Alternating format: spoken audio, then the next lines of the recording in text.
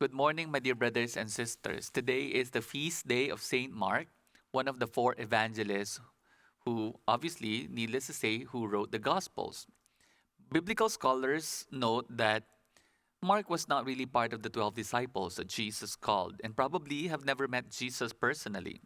He accompanied Paul and Barnabas in their missionary journeys and encouraged Paul during the time of his imprisonment in Rome and was instrumental in spreading the Jesus event in the early church.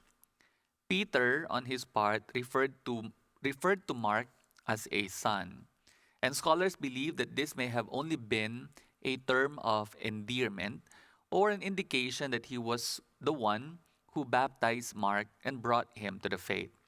It is highly believed that Peter was the primary source of Mark in writing his gospel.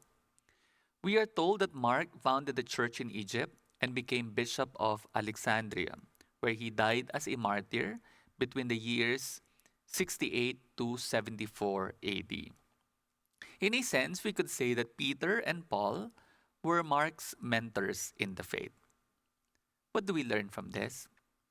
That we do not and cannot grow into faith on our own, by our own. We need the Peters and the Pauls in our lives to nurture the faith that we have received from our childhood. As my teacher in theology says, faith is indeed personal, but it is never private.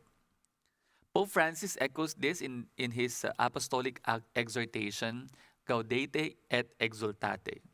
No one is saved alone, as an isolated individual. In salvation history, the Lord saved one people, a community of people.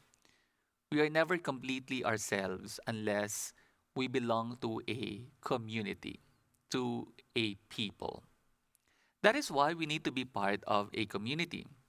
We need mentors in our faith. On our own, it will be so difficult to understand and grow in the faith. The saints had their mentors. Many Bible scholars joined Bible study groups too.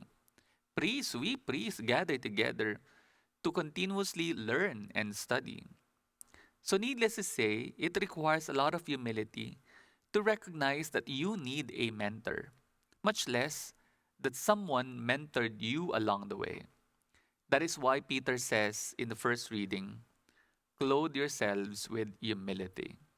For God opposes the proud, but bestows favor on the humble. And so, my friends, in this celebration, perhaps you can discern and identify the Peters and Pauls in your life. Thank the Lord for them.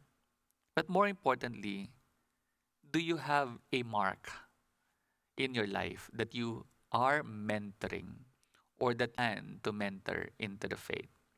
Perhaps this is a beautiful resolution this Easter season. Amen.